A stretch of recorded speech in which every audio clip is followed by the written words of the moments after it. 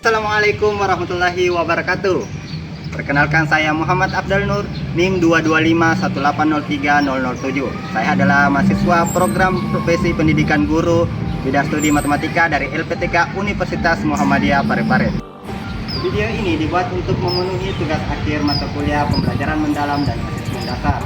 Nah, saya telah melaksanakan praktik PPL 1 di UPT SMA Negeri 3 Parepare pada khususnya kelas 10 unggul 3. Pada video kali ini saya akan mempresentasikan praktik pembelajaran yang saya pilih sebagai representasi pengalaman mengajar yang saya lakukan selama PPL 1 pada materi trigonometri submateri aturan sinus dengan model discovery learning. Praktik pembelajaran ini saya pilih karena memberikan pengalaman bermakna dalam membantu peserta didik menguatkan pemahaman konsep serta menerapkan aturan sinus dalam masalah kontekstual. Latar belakang. Sebelum saya melaksanakan pembelajaran, saya melakukan identifikasi terhadap kondisi dan kebutuhan belajar peserta didik. Nah, peserta didik ini telah mempelajari konsep dasar aturan sinus pada pertemuan sebelumnya. Mereka telah mengenal rumus serta hubungan antara panjang sisi dengan sinus sudut yang berhadapan dalam suatu segitiga. Sudut C. Sisi C. Sisi A. Sudut A. Sisi B. Sudut B. Sudut A. Sisi A. Namun demikian, saya menemukan bahwa sebagian peserta didik masih mengalami kesulitan ketika harus menerapkan aturan konsep tersebut ke dalam soal yang lebih kompleks maupun masalah kontekstual yang berkaitan dengan kehidupan sehari-hari. Apa sih contoh nyatanya kenapa ini aturan sinus dipelajari? Nah, semisal seorang siswa ingin mengukur lebar sungai. Bagaimana cara mengukur lebar sungai?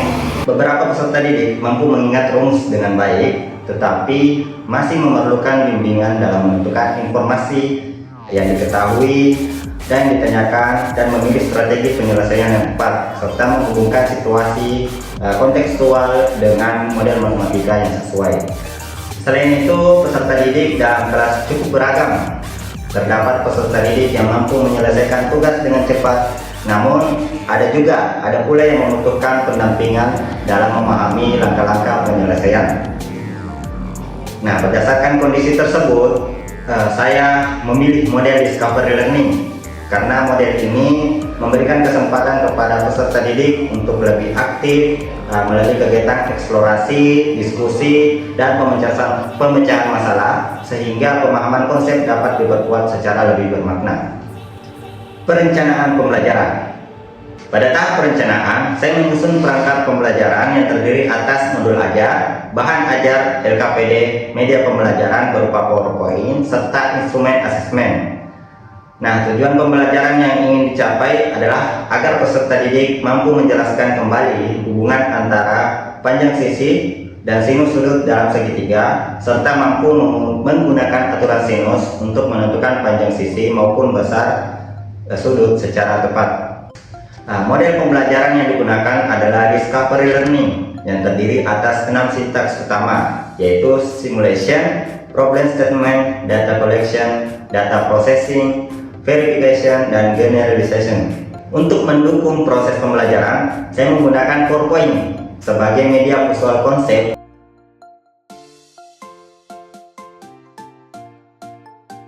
dan LKPD sebagai panduan peserta didik selama pembelajaran.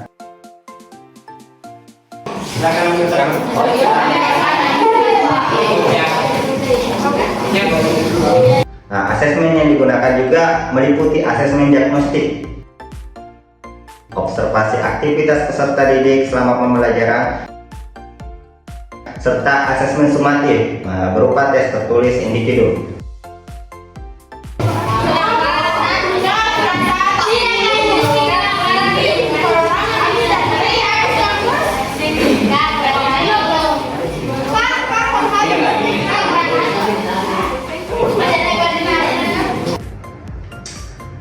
Perencanaan ini disusun dengan mempertimbangkan karakteristik peserta didik dan tujuan pembelajaran serta kebutuhan belajar peserta didik yang telah diidentifikasi sebelumnya.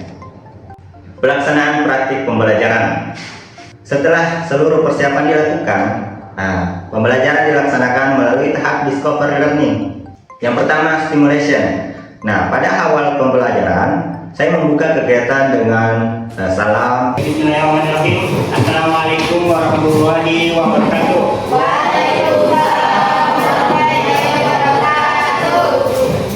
Doa, pengecekan kehadiran, serta menyampaikan tujuan pembelajaran. Setelah pembelajaran hari ini, maka harap peserta didik sekalian bisa memahami dan menghitung bagaimana panjang sisi dan besar sudut dari aturan sinus ini.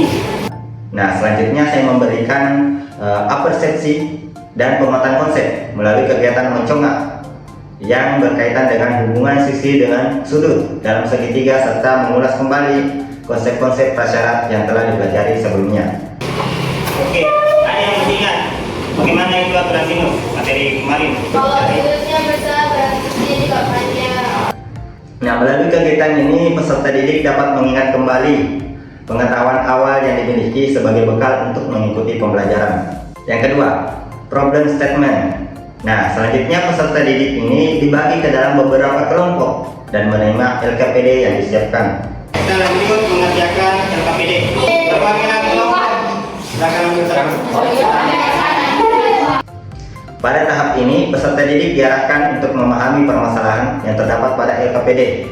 Nah, serta mengidentifikasi informasi yang diperlukan untuk menyelesaikan tugas yang diberikan. Nah, peserta didik kemudian berdiskusi dengan anggota kelompoknya untuk memahami situasi dan menentukan langkah awal penyelesaian. Pertama.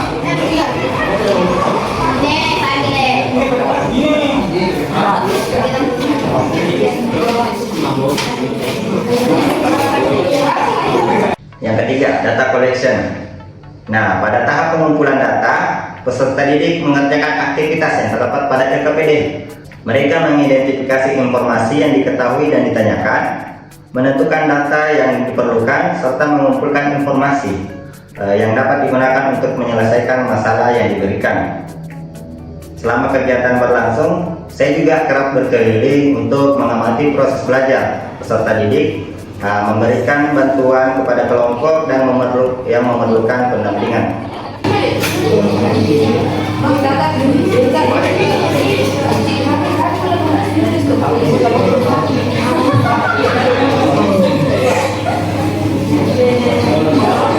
Data processing.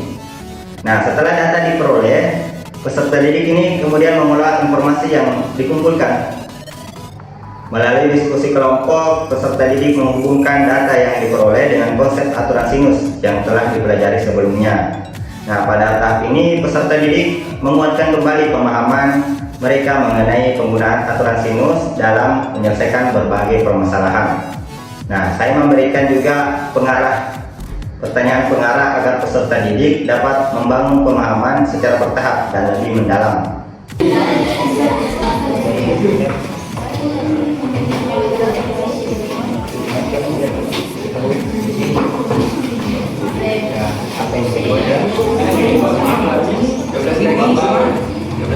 Selanjutnya adalah verification. Nah, pada tahap verifikasi ini peserta didik menguji hasil yang telah diperoleh. Ada yang lain untuk kedua? Beberapa kelompok diberikan kesempatan untuk mempresentasikan hasil diskusinya di depan kelas. Kelompok lain memberikan tanggapan, pertanyaan, serta masukan terhadap hasil yang dipresentasikan.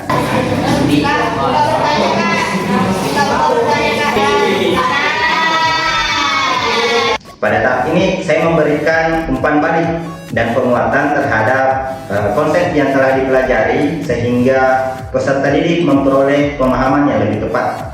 Yang terakhir, generalisasi. Pada tahap akhir ini peserta didik bersama guru menyimpulkan hasil pembelajaran.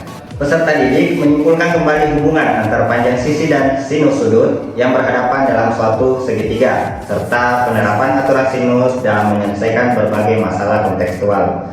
Nah, melalui kegiatan ini peserta didik memperoleh kesempatan untuk menguatkan kembali pemahaman konsep dan menerapkan dalam situasi yang lebih bermakna. Keunggulan, tantangan, dan hasil.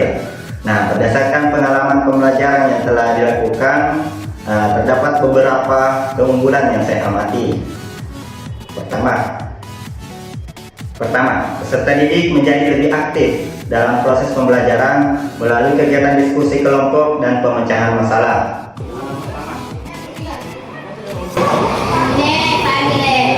Kedua, penggunaan LKPD peserta didik belajar secara lebih terarah karena setiap aktivitas disusun secara bertahap sesuai dengan tujuan pembelajaran. Ketiga, model Discover Learning memberikan kesempatan kepada peserta didik untuk membangun kembali pemahaman konsep melalui proses berpikir aktif dan kolaboratif. Di sisi lain, terdapat beberapa tantangan yang saya hadapi selama pembelajaran. Pertama, perbedaan kemampuan peserta didik menyebabkan kecepatan belajar setiap kelompok tidak sama.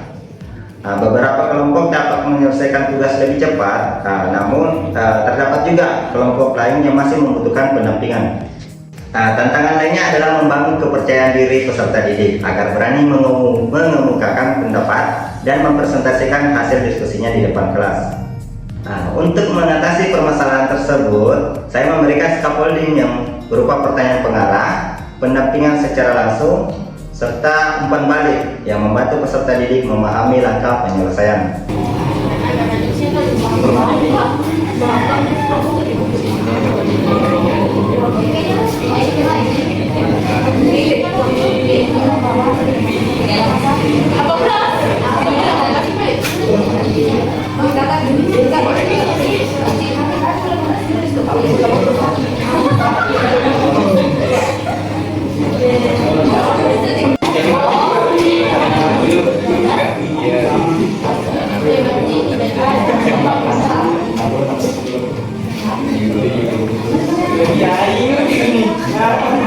Secara umum, hasil pembelajaran menunjukkan bahwa peserta didik mampu mengikuti proses pembelajaran dengan baik, aktif terlibat dalam diskusi kelompok, serta lebih percaya diri dalam menerapkan konsep aturan sinus untuk menyelesaikan berbagai permasalahan yang diberikan.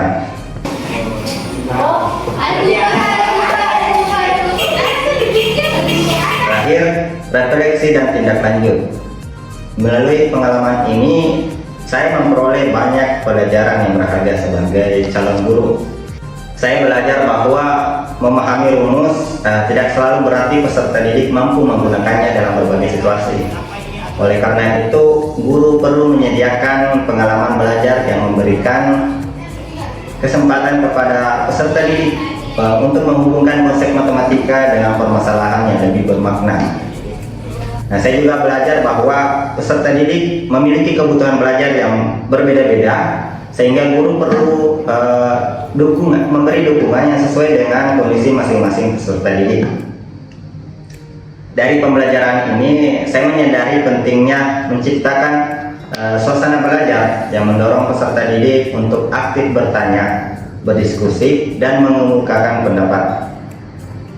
Sebagai tindak lanjut, saya berencana mengembangkan media pembelajaran yang lebih interaktif, memperkaya variasi asesmen, meningkatkan kualitas LKPD, serta menerapkan strategi pembelajaran yang lebih mampu mengakomodasi kebutuhan belajar peserta didik yang beragam. Pengalaman selama PPL 1 ini menjadi bekal yang sangat berharga bagi saya untuk terus belajar dan berkembang menjadi guru profesional yang reflektif. Sebagai penutup, praktik pembelajaran pada materi aturan sinus melalui model Discover Learning memberikan pengalaman yang bermakna bagi peserta didik dan bagi saya sebagai calon guru.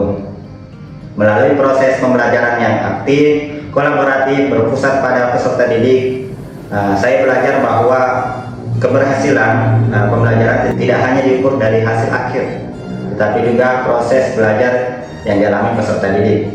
Dengan demikian, praktik pembelajaran yang saya pilih sebagai representasi pengalaman mengajar selama pelaksanaan PPL 1. Terima kasih perhatian Ibu Prof. Assalamualaikum warahmatullahi wabarakatuh.